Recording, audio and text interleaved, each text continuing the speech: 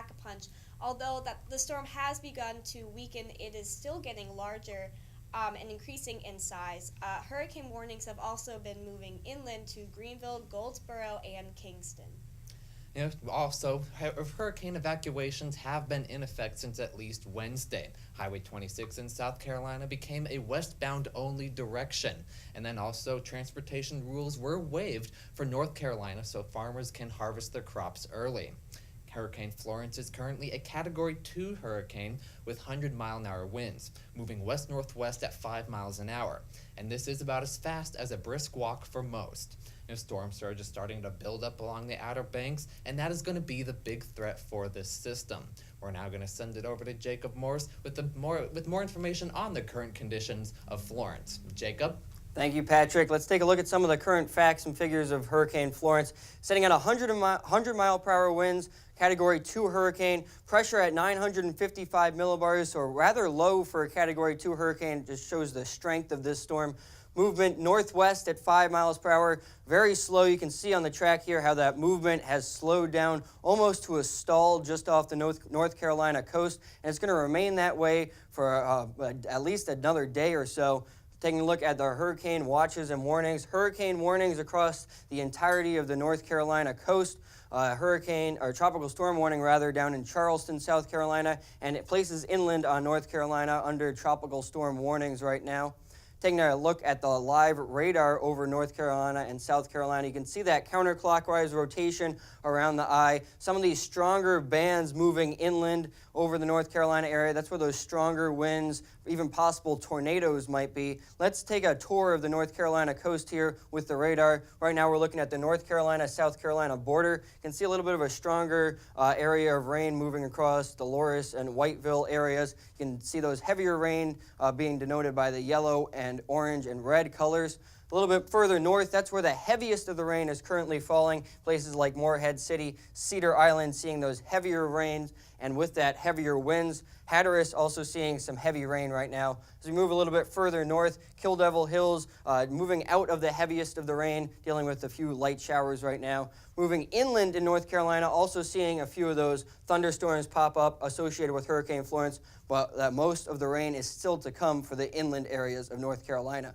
Taking a look at your high-resolution infrared satellite, this is where you can truly see the strength of the storm. As this loop goes around, you can see that convection that increased some of the wind speeds a little bit earlier in the day today. You can see the size of this storm. It's massive, and as we zoom out, you can see the outflow of the clouds going out into the western parts of North Carolina, even as far north as Washington, D.C. So do not take this storm lightly. This storm means business. It is a very large storm, and with that, it brings very high storm surge. So with that, counterclockwise winds moving into the coast of North Carolina, that's what pushes the water inland, and you'll get storm surge due to those high waters moving into the areas such as the Outer Banks of North Carolina.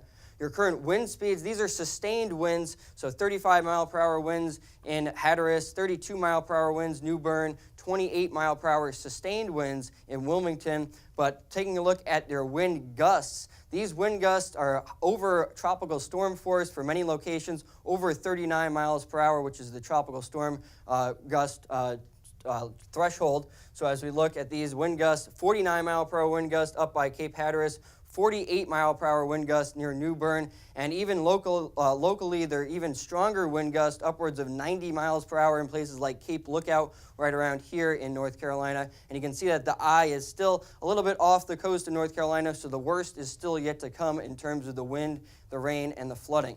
Your summary of the current conditions: tropical storm force winds are currently being felt well inland as well as along the coastline of North Carolina, and heavy rain is falling along the North Carolina coast, causing flooding. And as that rain moves further inland into North Carolina, this storm will cause a lot of flash flooding even to the inland areas of North Carolina. Over 90,000 without power now in North Carolina, and that number will continue to increase over time. Also, we're dealing with life-threatening storm surge that is already beginning. Storm surge is the most deadly part of a hurricane, so if you are trying to wait this storm out, this storm surge will provide a punch, and please stay safe out there. Back to you, Patrick and Salix. All right, thank you, Jacob. This is going to be a long-lasting, because it is a slow-moving storm. It may not be strong in the winds, but it is strong with the storm surge and the width of the winds for the system. I want to give you some numbers on that. 200 miles from the center are tropical storm force winds. So that is about 400 miles in diameter for the storm that are going to be seeing at least tropical storm force winds. And then hurricane force winds are extending 80 miles from the center and therefore 160 miles in diameter for the entire storm. And with that, swells up and down the eastern seaboard are expected to be higher than normal. So if you're heading to the beaches along most of the east coast, you will have to watch for higher risk for riptides and the possibility for stronger waves in the ocean. We also have on the shores of North Carolina, 15 to 25 foot waves are beginning to reach the coastline. As you saw with Jacob, the waves are beginning to build up and the winds are beginning to build up with the eye just off the shore. And then also, Governor Roy Cooper of North Carolina has said, quote, disaster at the doorstep prior to the arrival of Florence to the coastline of North Carolina. So with that, many universities in the region have suspended classes until at least through Sunday evening. And Alex, do you have? Yeah, we actually have some information we have received during our break. WCTI news station has had to evacuate due to floodwaters encroaching on their studio in Greenville, North Carolina. And now we'll bring it up to Logan with our social media front. Logan? Hey, and a very good evening to you guys out there. I just wanted to start off with showing this picture in Charleston, South Carolina. We had a really nice sunset, really no wave action at all, and very nice sunset, nice oranges and yellows throughout the sky, though that is going to change as that storm Florence is going to make its way down towards the South Carolina coastline later into this weekend, especially as we look into tomorrow. Other stuff I just wanted to point out, this was from Brian Donegan. This was showing, this has been all over social media, showing just how impactful the storm surge has been since we've seen a lot of rain moving through in the past 6 to 8 hours. Take a look at this. So taking a look, let me see if I can get this GIF to work. This was showing the rain just around 6 to 8 p.m. tonight, give or so. And you can see that this lamppost is basically covered. And I want to show you exactly how bad it was earlier today. Actually, I don't think this graphic's going to work. But anyway, earlier there was absolutely no storm surge. And we saw just within a few hours an incredible amount of storm surge rising just within 3 to 4 hours. So this storm is very impactful. I wanted to take a look back at some history that that Drew Griffin posted. This was from Hurricane Hugo. There's a sign there showing that this direct path that Florence actually took is very similar to Hugo, though the intensity is a little bit different and the impacts especially. But the thing with Florence is this storm is slowing down as it gets towards the shoreline and actually making a dipward south towards South Carolina, which is very unusual. Hugo just kind of went up and did its thing and then went up towards the northeast. Taking a look at some cloud cover that we had earlier throughout Wilmington, North Carolina. This is from Even Brown and Fox. You can see that those clouds are moving very fast across Wilmington. This was earlier in the day during daytime. And those were some of the spiral bands that were making its way into the region. That's going to produce a lot of rainfall for us, especially as we look off towards the coastal areas. We could see typically from 20 to 30 inches of rain for these areas. Also, I wanted to show Morehead City seeing 3 to 6 inches of rain with gusts over 50 miles per hour. Also looking in New Bern, we've seen a lot of this over social media with North Carolina seeing incredible flooding. This is a street view. About a foot or 2 inches of rainfall have already fallen in those areas. Also taking a look at some of Beaufort, North Carolina, we see some incredible wind gusts there and a lot of storm surge coming through these areas. Also, just taking a look at this flag, you can see that this has been ripped to shreds from all of the wind that we've seen over the past few hours as Florence is making its impacts throughout the area. Also, just taking a look at some storm surge in Topsail, North Carolina. Some damage has already been reported over some of these areas, even as we look into Hatteras Island, North Carolina, and that storm surge is going to continue to make its way, and that's one of the biggest concerns we have for this storm. Also, rain and with the storm surge is just going to make matters worse. And we're going to see a lot of flooding, especially as you live off the coastal islands of North Carolina and looking into South Carolina. We could even see some major impacts as that storm is going to make its way down towards the south and west rather later into this weekend. Thank you, Logan, for that update on the social media front. Moving towards, both governors of both North and South Carolina have issued a state of emergency, and President Donald Trump followed soon after, and this will allow both North and South Carolina to receive aid from FEMA. Patrick, do you have anything else to say about the efforts to keep things working in North and South Carolina? And that is going to be a very important thing. Earlier today, Brock Long, the director of FEMA, gave a statement on Hurricane Florence. So I want to say some things he did mention. Storm surge will be the most dangerous part of this system. Wind field has also expanded, but then again, the storm surge is what kills the most people. Also, many placed under evacuation, as I said, due to the storm surge. And hurricane force winds have extended far out from the center of the circulation and will be making impacts towards the land within the next 24 hours. And then we also have a lot of rain expected from this storm across most of North and South Carolina due to the slow speed that this is moving. Usually hurricanes come in and just pop right on out, but this one is sticking around for at least a couple days. So then looking further, FEMA is fully positioned to help their local partners in the region. This is more of a neighbor-to-neighbor, helping neighbor kind of situation. And so, more on the future conditions, we're going to send it over to Mike at the Chroma Key. Mike?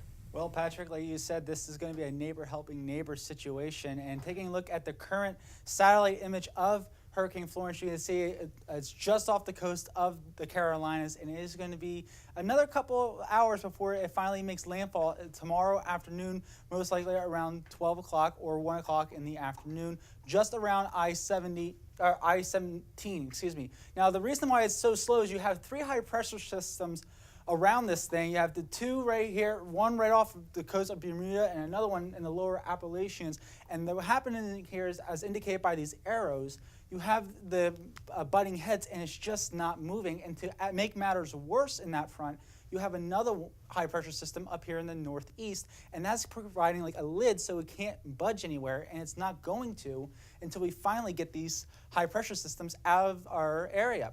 Now, taking a look at the current the impacts that we expect from Hurricane Florence, hurricane force winds are expected all across the Carolinas. As you heard earlier, we are already seeing reports of wind gusts up to hurricane force strength, and then have life-threatening storm surge as well, up to 13 feet in some areas.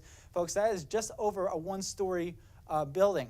So that is going to be very devastating along the coastline, and then heavy rain extending well inland. And this is going to happen for hundreds of miles. It is not going to just be a coastal event, with major flooding likely all across the Carolinas, unfortunately. Taking a look at the current track for Hurricane Florence, you can see again, it's going to pretty much do like a walk to the coast at 5 miles per hour to the northwest, 100-mile-per-hour hurricane right now, still a Category 2 on the low end of that, and it is going to make landfall, again, sometime early tomorrow afternoon, and then it's just going to kind of meander its way around the Carolinas all the way until Saturday night into Sunday morning. So it is just going to be a long duration event here. Taking a look at future weather, you can see the wind gust here, and it's indicated by the purple. That is tropical storm force. So, and you have the numbers right there. 70 miles per hour in Morehead City expected overnight tonight. Again, that is just below a hurricane force at 74 miles. That's when we cross that threshold. Putting us back into motion, it continues throughout the morning tomorrow, 80 miles per hour in Wilmington. So they're expecting hurricane force gusts there. And again, you can see this is just going to continue throughout the day for all of North and South Carolina. And even into Saturday morning and Saturday afternoon, we're still talking tropical storm force wind gusts all across the Carolinas. Taking a look at future weather, we do see here with the precipitation, if you look at the legend, our precip for rain doesn't even go up this high. So you got very heavy rain. It's actually picking up as snow, as you can probably indicate up here with the white. Again, this is not snow. This is very, very heavy rain that the graphics just cannot, the legend just doesn't go up that high. So we're going to have heavy rain persistent throughout the next couple of days. Saturday, still hanging around here. The coast just getting walloped by all this water. And then again, Saturday night into Sunday, still sticking around here in the Carolinas. So it is just going to be hours after hours of rain.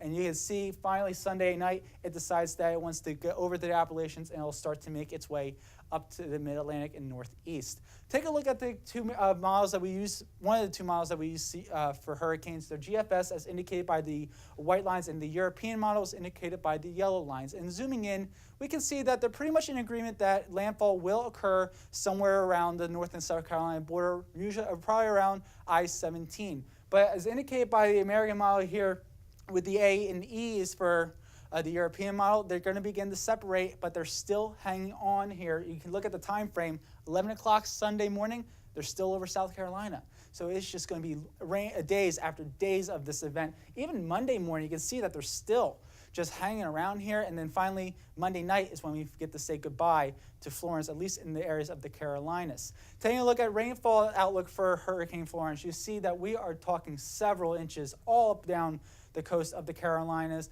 Up to almost 2 feet of rain is expected in Wilmington and Fayetteville. And we'll see up to almost a little over 8 inches. And you're looking at these numbers, you're seeing it is just not a coastal event. It is well inland. Even Charlotte, North Carolina, has seen almost a half a foot of rain, just a little over Raleigh, just under 3 inches. So, Patrick, you can see that it's going to be days of rain here. Heavy rain is expected all across the area, with major flooding and most likely to occur. And so I'm going to bring in Paul Mikolajczyk. He's a grad student here in the Department of Meteorology at Penn State, and he's going to be our hurricane expert for today. So this has been a very significant storm. A lot of rain, a very slow-moving storm, even though it's not very strong. So what can we learn from looking at satellite imagery for the storm? Yeah, Patrick, and even though it's been downgraded to a Category 2 from a Category 4, it is still a very dangerous storm, especially because it is a big storm. And that's what satellite can tell us. And satellite shows that this storm is about 600 miles roughly in size. And so that's roughly 2 times the state of Pennsylvania. And so that's going to pile up a lot of water along the shore. And unfortunately, those hurricane and tropical storm force conditions are going to extend well beyond the center. And so with that, it has been a tough storm to forecast, as we just saw with Mike's graphics. They are, even just to Sunday, they're still very disorganized about what they want to do. So why has that been? Well, certainly there's been a very complicated steering pattern, and as Mike and Jacob were alluding to, there's been multiple areas of high pressure around the storm. And when you get conflicting flows around the storm tends to not move very much. So the question is, where exactly is the storm going to stall out and slow down? And so the models have been pretty uncertain, actually, as to whether it would stall just inland or just offshore. It looks like they're honing in on a solution just inland, and of course that's pretty important for coastal locations, not only because of the direction of the wind, but also how much moisture the system is able to pick up and bring in the form of some rain. And so this is the point that we've been making all evening. So with your opinion, why is the storm weakening, and should people still be concerned?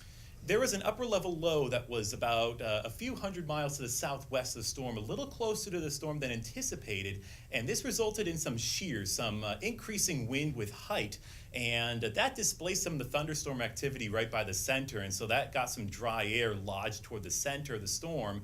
And hurricanes tend to strengthen when they have a lot of heat in the center of the storm, and when the thunderstorms were separated from the center of the storm, a lot of that heat went away, and for the hurricane, the hurricane actually weakened. And the good news for the coast is that the winds are lower. However, as we were saying before, the storm surge remains a very big threat. Unfortunately, we have another high tide coming in later this overnight hours, and a lot of rain as well. Mike was showing a graphic that over 23 inches of rain in some places. So certainly it will still pack a big punch when it comes to the rain and the surge department. And that is one point I do want to emphasize. This is going to be a slow-moving storm, therefore going through at least 4 high tide cycles for some of these areas along the coastline. So with that, thank you, Paul, for joining us, and we're going to send it over to Dan for more safety tips on what you could do to get prepared for this hurricane and stay safe. Dan? Yes, thank you, Pat. And safety is one of the most important things with this kind of storm. So what I want to stress is have an action plan. Make sure you have an emergency kit with extra flashlights, batteries, and enough food and water to last a few days. Another thing to remember is no generators indoors. Generators produce carbon monoxide in their exhaust, which is a deadly gas, and they should only be powered when outside. Another thing to remember is remember your pets, because they're just as important as you are. Make sure they have enough food and water to to be able to stay in your home with you for at least a couple of days. Another thing to remember is charge your electronic devices to hear the latest news from local officials. Charge it while you're using it because you never know when you're going to run out of power. Another thing to remember is call your family and friends. Make sure they're safe and make sure they're taking necessary precautions to stay safe. And lastly, listen to your local officials because they'll be giving a lot of useful information as the storm progresses. Now back to you, Pat. All right, thank you, Dan. Definitely a lot of stuff to take into account because one thing I do want to add to that, though, is that keep your personal documents, such as your social security card, any banking information, at hand and keep them safe because those are some fairly important documents that would be difficult to replace. And I want to pivot to the Red Cross. They are a major organization that does help with a lot of the aftermath after a hurricane like this. So the Red Cross they will be pre-staging materials to get ready to help assist the evacuees in their shelters. And so if you have family or friends that are being evacuated, make sure that they bring a pillow, a toothbrush, and something to help comfort them while they are in the shelters because they will be sharing them with many people and many strange people who they don't know. So it may be a good time to make friends, but it's still going to be a time of stress and a lot of discomfort for a lot of people. Also, the resources may be stretched, so the big thing they will be needing are volunteers. If you are not being affected by this storm to an extent, then please maybe offer up some help so you can take care of your neighbor.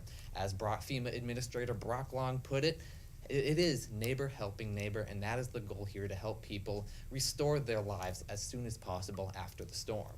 Yeah, like you had mentioned, there are many people who didn't evacuate as soon as possible, so they do end up in those shelters. I saw a number 12,000 people currently in 126 evacuation centers. And like you had mentioned also, there is much need for volunteers. There have been, I think, 2,800 National Guard members sent out to the Carolina coast, as well as I think 7,000 again with some of the Army and the Navy. And with that, even like power outages and the Red Cross and FEMA, all of these things, they need continuous people. I know with what Jacob had said earlier, with almost 800,000 people without power, there might be a number up to 3 million people without power in the Carolinas. And with that, some of the power companies have been bringing people over from the Midwest and even Florida over to the East Coast to combat that issue because they don't want people without power for multiple weeks. And that is something that we are going to be dealing with for the next couple of days, seeing the aftermath and what kind of response that we can have. After all, a weather-ready nation is the best kind of nation to have to respond to these kinds of things. So I guess everybody just stay safe out there, and it's going to be a long night. So, Salix, you have anything last to say? Well, from all of us here at the Penn State Campus Weather Service and the Department of Meteorology, thank you so much for watching and joining us tonight. Again, as Patrick said, please stay safe and have a great night. Have a good night, everybody.